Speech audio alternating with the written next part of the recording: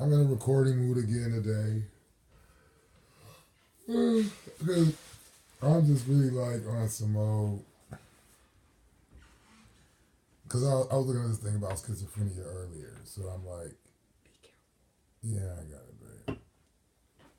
And a part of my diagnosis is kind of like schizophrenic. And I don't necessarily really feel like if my diagnosis, because I got a later diagnosis once I passed the age of 21, which included, the fucking, still included the autism and what all, and you know what I'm saying, these other fucking, because I got a category of fucking diagnosis when it comes down to it. But I was looking at this thing about schizophrenia, and I really kind of like schizophrenia, like um, the massive or the severe psychological disorders was where I started off in studying psychology because, one of the things that manic depressions with schizophrenic fucking whatever that these psychiatrists want to tell you that or psychologists want to tell you that you have or haven't, and then which is really Freudian, which I started really getting into Freud too, and realized a lot of those determinations they make or diagnoses they make are like a Chinese motherfucking menu. You know what I'm saying? Well, I'm gonna take something from column A, and I'm gonna take something from column B, and I'm gonna take something from column C, and I'm gonna call it this. And if I can get enough of these combinations together that constitute this meal, I'll call all combinations that are close to this combination this meal. So A, B, and C, even though there's a D, E, and F, and if D, E, and F are included with A, B, and C, then I'll still call it the same meal as I called A, B, and C. The Shanghai platter. The Shanghai platter. And that's how you come, because there's only really schizophrenia and manic depression. That's all you really have with as far as psychological disorders. Okay. And then there's the psychosis that derive from both of those disorders, manic depression or bipolar disorder or schizophrenia. And you can easily associate schizophrenia with other fucking, because it's the configuration of the brain. So therefore you can add it to other neuropsychiatric conditions, including autism. And you can add learning disabilities on top of that, which we really actually don't know what, because even the broad spectrum of autism is such a broad spectrum in relationship to the diagnosis. And there are certain physical indications that you have that are slight or severe that determine what is autism. And then it's not just the physiological characteristics.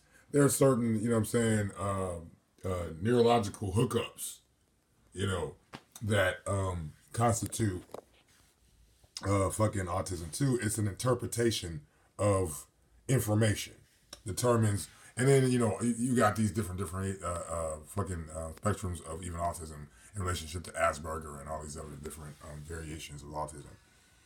Low spectrum, high spectrum, so forth and so forth. But mental, again, the only unexact science, really seriously, in the scientific Western model, is psychology, which is not necessarily true because all of them are pretty much unexact. You know what I'm saying? As exact as they can be, and even that's misleading. Like a lot about the Western scientific model is misleading.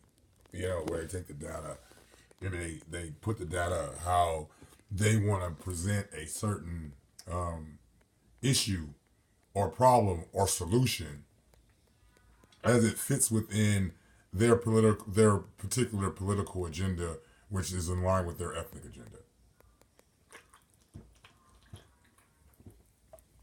Why I like physics so much is because, excuse me, physics doesn't necessarily align itself within the larger spectrum with any political or ethnic agenda. But then when you started, bringing it down to size, human size, then it starts having those issues. Certain things about physics, the data is just not gonna stress, or The data is going to stress, but the interpretation of data is not going to stress because it doesn't meet with their political or ethnic agenda. And I'll explain that. Like 3-4 years ago, I had this post with this white boy that I know from like Atlanta. He used to be my roommate, Mark Vleck. And Mark, for whatever reason, thought because he had a child with a black woman who's from, Cameroon, she's not even from America. But because he had a child with a black woman, somehow he now understands what it is to be black in America, even though he's from fucking the Netherlands. And, he somehow knows what it is to be black in America because he has a black child. He now has a responsibility for a black child, so therefore he knows what it is to be black in America and how to be a black parent.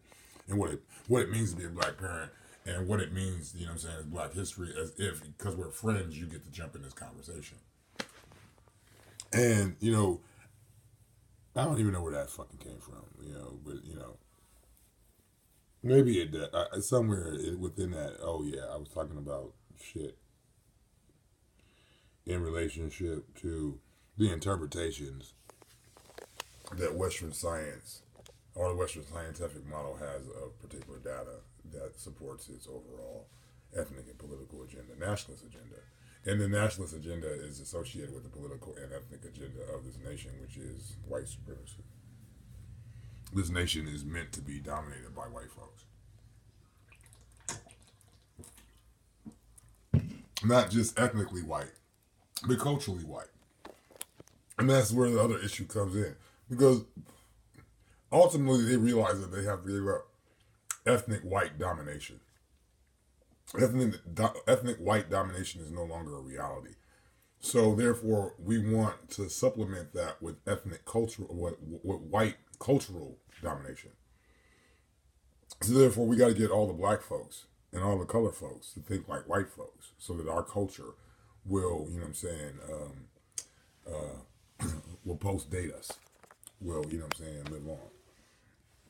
And we, the white people, will live on by way of our culture, which is, kind of fucking ludicrous. And it's very detrimental to the people that are fucking stuck with this idea that they're inferior based upon physiological and psychological characteristics that they can't do anything about.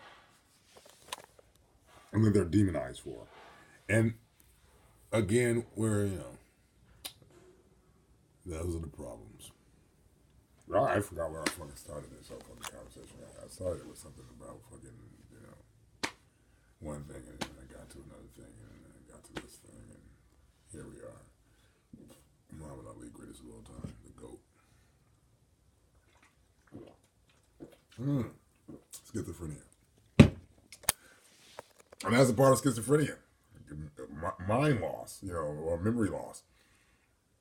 And lack of concentration and depression and so forth and so forth. And again, the symptoms that make up schizophrenia can apply to any fucking person. You understand what I'm saying? Every person experiences some level of memory loss. Every person experiences some level of depression. The symptoms that make up fucking, they get to an extreme within the so-called, and there's a certain brain pattern to it, which we associate with schizophrenia. Kind of a universal brain pattern that we associate with schizophrenia, where, neuroscience is making motherfucking, psychology more of an exact science. And again, the science, I do not trust the interpretation of data by the Western fucking scientific model. I'm not that guy. I have to investigate the evidence, the data, and see how well that data actually meets with the way in which it's presented by the European academia. I got somebody outside bumping their music and shit. But I'm going to post this. I'm probably going to be back later. Because I got an energy drink, so I got a lot of shit to say.